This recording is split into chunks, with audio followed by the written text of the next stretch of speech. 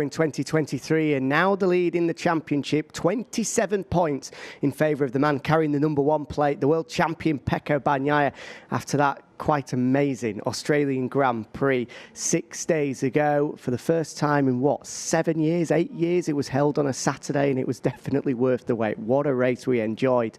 As Pecco Bagnaia, Johan Zarco, Fabio Di Giannantonio and Brad Binder all caught and eventually passed Jorge Martin on an exhilarating final lap as the Spaniard's soft tyre gamble failed to pay off. It's Jack Appleyard and Simon Crafar here for the preview ahead of this weekend's Thai Grand Prix, round 17 of 2023. And Simon, we need to start with the championship chase. Bagnaia once again managing to cash in on another error from Martin. The week before in Indonesia, it was crashing out of a 3-second lead as the Italian came through to win from row 5 of the grid. And this time he took his time, he bided his time, and eventually on that final lap was able to catch and pass Martin to put even more points into it. 27 the difference now. Just how big of a momentum shifting final lap was that? Because Martin was 1 lap away from that gamble paying off. Yeah, you're right. It was a big risk, and it's easy to say now afterward, it was the wrong choice, but it was close, wasn't it? It was very close. I just couldn't believe he'd done it because he was fast enough, I believe, to fight for the win, for sure, on the same tyres as the opposition, and so I didn't understand why he'd done that. The rest of the riders have admiration for him doing it so well on the soft, meaning you could tell from what they were saying, both straight after the race in their debriefs and there, as you saw on TV, that they don't believe they could have done better with that soft tyre. I just don't understand why he did it, when he looked so strong anyway, But the thing about Pecco was it was so obvious he was being clever, right when mid-race, it was so clear, just before mid, just after mid, through that period, it was so clear he was not worrying about what everyone else was doing. He was feeling what his tyres were doing, trying to do the best job possible to give himself a chance to fight at the end, because Phillip Island is always that hard on tyres, so everyone has to manage. And it took some self-confidence, some real belief in, and stick to the plan, because it's so easy to get carried away when other people are going faster. He didn't. Awesome job by Pecco. It feels at this present moment as if, it might not be as simple as that, I want to get your opinion on it, but it's a fight between the fastest rider in Jorge Martin, once again in qualifying and then in the Grand Prix, illustrating that for outright speed, nobody can match him at the moment, but he's up against probably the smartest rider out there at the moment, and it's Pecco's intelligence that is paying off in these crucial races at this back end of the season. Is it as simple as that right now? Well, I think that's really good, and how most people will see it. I think it's probably oversimplified because I say that because I think Pecco is, in the end, in the races on Sunday, he's proving to be just as fast.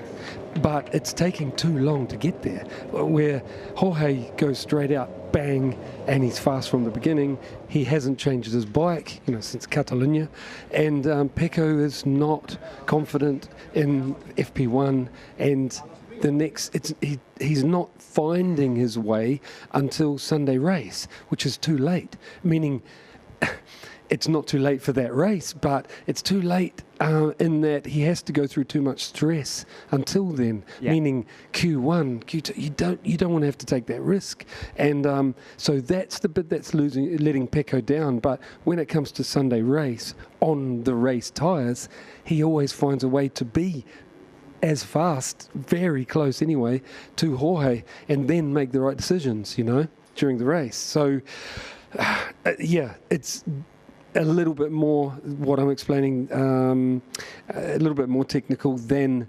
what is it, brawn and brains, but it is, in the end, looking like what you're saying, and totally understand why you thought that. It is quite remarkable that despite back-to-back Q1 appearances, despite having weekends that on the whole have been far from straightforward for Bagnaia, that in the past 2 races he's been able to take 25 points out of Martin in Indonesia, and then once again was able to take another 9 points out of him in Australia as well. You feel that it's been a huge opportunity missed for Martin to have the lead stretch out as much as it has over 2 weekends where he looked to be in such great shape. Yeah, so we all know what the first mistake was in Indonesia, was a crash like Pecco has done in the past, you know, out there looking safe down the road. And it just shows how these riders are right on the edge, like I always say.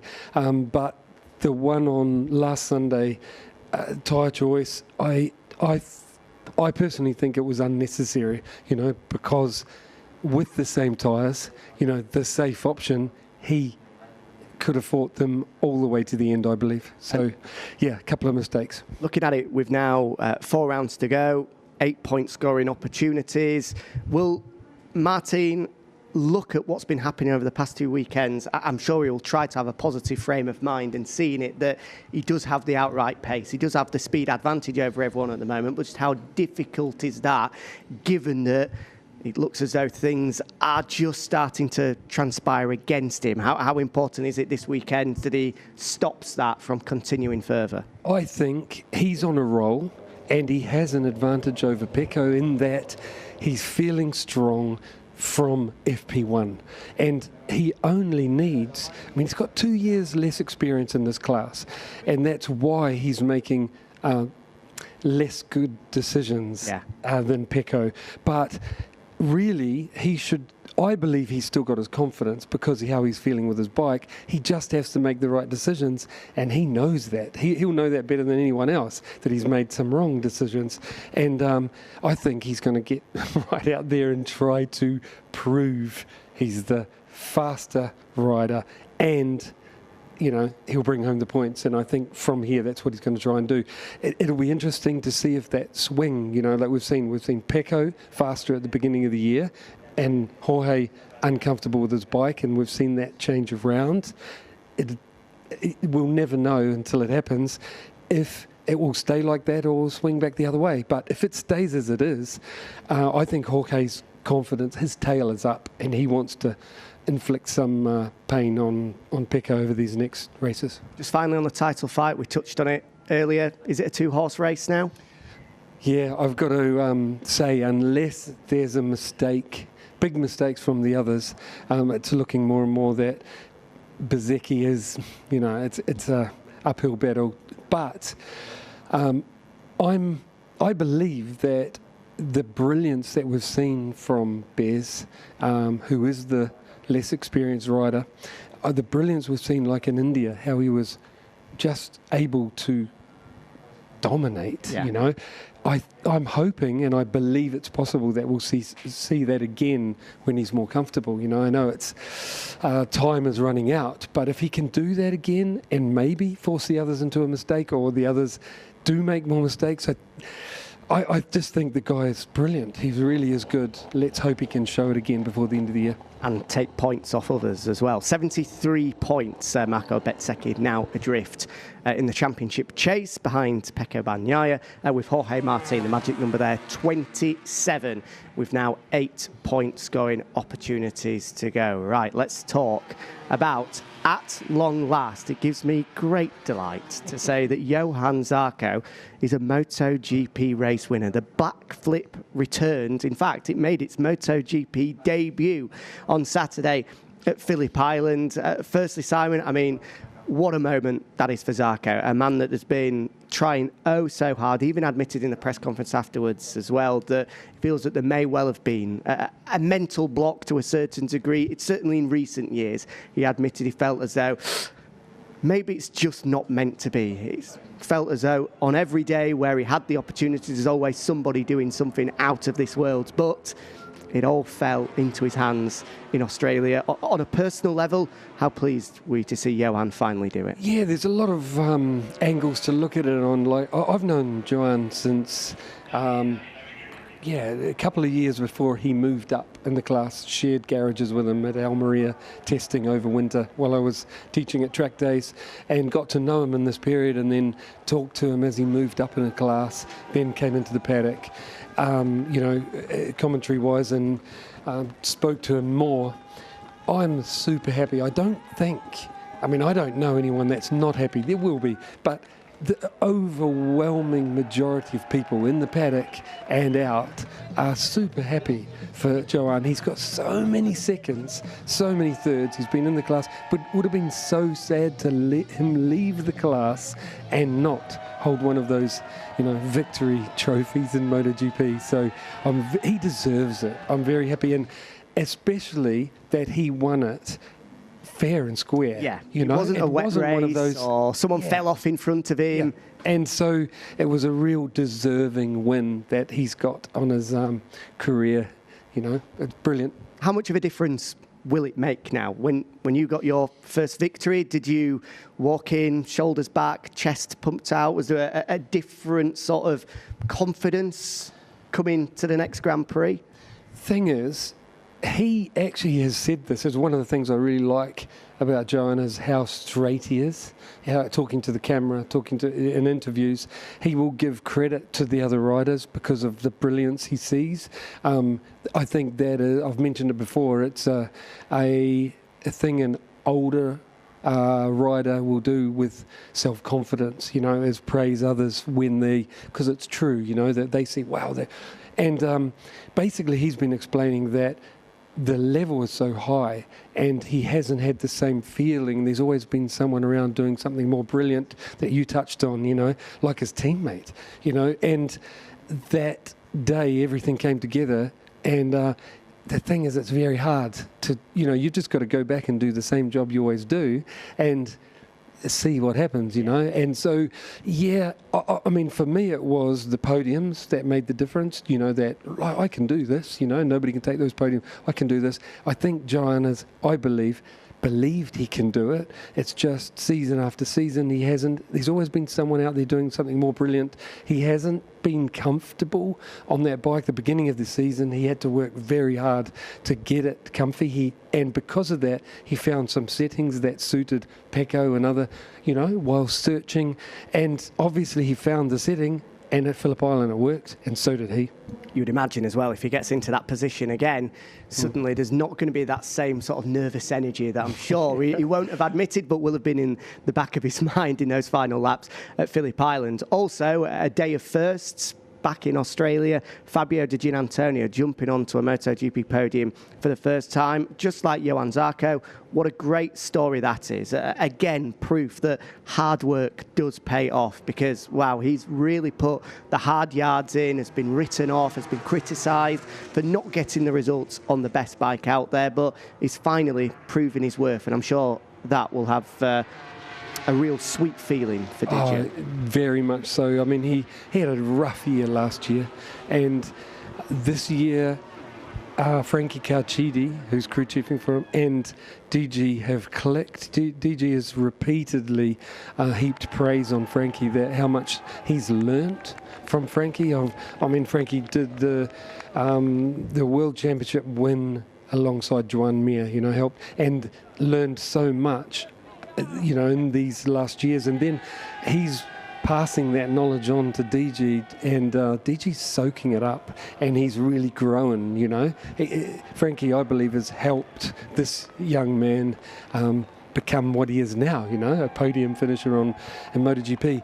The interesting thing for me will be like Phillip Island is missing hard braking. DG's shown he can do everything else very well. He's quite a big lad as well. He's not small. Yeah. He's on the bigger side compared to the other MotoGP riders, and it will be really interesting for me. I want to see his confidence will be up now. He will have higher expectations, and now we're coming to a circuit that is all about acceleration and braking. And will we see him step up here as well, using different skills, or will we see, oh dear, he's got a weakness there? I genuinely don't know. I hope it's the first, and his confidence up, and he can do it here as well. You feel he needs a result here as well to keep himself in prime contention to remain on the MotoGP grid next year. Developments today with Miguel Oliveira, while speaking to MotoGP.com, saying that no talks are being held with Honda. At one stage, a couple of weeks ago, he was thought to be the prime candidate to replace Marc Marquez. As the days go by, you feel as though Fabio Di Giannantonio may well be in pole position to take that Repsol Honda ride next year. Yeah, you're right. He's in the prime position because when you look at everybody that all have contracts, but you look at everybody and so few would jump at a deal on the least competitive machine out there for 1 year. So you put all that hard work in trying to help Honda develop, and then you've got to leave. It can't be very attractive to many. Someone like Miguel, he wants to do that year, help them sort out the problems, and then have a couple of years to build on that. Enjoy the progress they've made. To me, the only person off the top of my head would be the two extremes. A young guy like DG coming in, and he hasn't got another spot right now, wants to stay in the class. They might be able to convince him to do it, or someone at the other end, like Aleix, that would like to bring. Aleix has proven what he can do. He's helped Aprilia develop their machine, and he's at the other end as in one very well-paid year, helping develop a bike that he knows that he can do for them, and then earn the amount that you're doing over 3 years, then go and retire. I mean, this is all, speculation. So, yeah. Well, as speculation grew with regards to both Miguel Oliveira and Maverick Viñales as well, Aleix was thrown some questions, and not once has he sort of cooled that talk. He's always referred to, I think he described Honda as being the Barcelona of MotoGP. It's got the heritage, it's got the history, it's got the stature, and he's always said that it would be an honour to be a part of that project. So maybe he is a dark horse. But on the Miguel Oliveira situation, some media talk saying that talks were in place, but they have cooled quite significantly. With Honda wanting to offer him a 1 year deal, and this works into what you were saying, Miguel wanting a 3 year deal to be in sync with the rest of the grid, with the vast majority of them coming to an end at the end of 2024. Can you understand Honda not wanting to put their long-term trust in a proven Grand Prix MotoGP race winner in Miguel Oliveira? Why would they want to offer him a 1 year deal when it's clear that the situation that they're currently in isn't going to be a short-term fix? No, exactly. Well, that's what I'm saying. And Miguel, a rider like that, you can't take it. So you can't really expect Miguel to want to take it if that is what they've offered him, a 1 year deal. And, because, Miguel is at the stage where he can do really good things on a really good bike, and he wants to prove that. He wants to win, and I don't know what more to say. So getting back to Honda, I can't believe that they would want to offer a rider of Miguel's stature and his stage of career, because he can't say yes to that. And it's almost a little bit offensive if that is what has happened, to say that to Miguel. You can understand to DG and to Aleix at the other end, but not to someone that's in their prime, in the middle of their career. But as of this present moment, we have been told that Fabio Di Giannantonio's manager is on his way to Thailand. I imagine he's going to be knocking on the door of Alberto Puig as soon as he gets here. We're looking here at images of last year's Thai Grand Prix with Miguel Oliveira stood on the top of the box. A good opportunity then to pose a question about Ducati's closest competitors this weekend. We've spoken about the title contenders and the men that had success last weekend. We imagine they'll all be up there once again. KTM, Aprilia, is this a circuit that can suit them? Is this a circuit where they can take the fight to Ducati? What do you think, Sam? I just got to ride it this morning. Really enjoyed it, actually. High grip, so give you confidence in that front tyre straight away. The rear gets to move around a lot, gets a hard time at the circuit. But to me, it's very similar demands on rider and machine, brakes, tyres, as Austria. Okay. It has a couple more corners in there, but similar demands. Yeah. So to me, I think obviously Ducati, and just like Austria, KTM, and KTM have improved since Austria. They have. And they've improved the weakness that was at Austria, which was rear grip. So I'm really hoping they can bring it all the way there and give Ducati a good run. Great for, better for the racing. So the one that I'm not sure about is Aprilia, because at so many of the circuits, which were the big ones for me was Germany, Assen, Sachsenring, Assen, Silverstone, and Phillip Island. And the ones that should suit the Aprilia, they didn't get the results I expected. And to be honest, I love the Aprilia guys. They're fantastic to me, but I'm very disappointed, because I really thought Aprilia would deliver at those circuits, and they haven't. And so the only hope is that I said the circuit was similar to Austria. Yep. Maverick was very good in Austria, and that was him getting something more out of the bike. It was brilliant. So let's hope for Aprilia's sake that Maverick can do it again here, because otherwise the year's running out and Aprilia haven't got any of the results I really expected. Maverick renowned for his braking ability, and that's certainly going to come into play here at turn 1, turn 2, turn 3, the final corner, as you say. A lot of opportunities where you have to get the bike stopped, turned, and then out of the corner. Right, we've got a chance to talk more about Honda and Yamaha in a few moments, but before that, let's focus on the title chase. You can see our two main rivals there. 27 points difference now between Bagnaia and Martin. Marco Bezzecchi thrown in for good measure as well. 73 adrift, 8-point scoring opportunities remaining. I mean, as we've seen in MotoGP in 2023, you've got to expect the unexpected, so we can't rule him out just yet. Let's get the thoughts of our three top men in the championship with Matt Burt.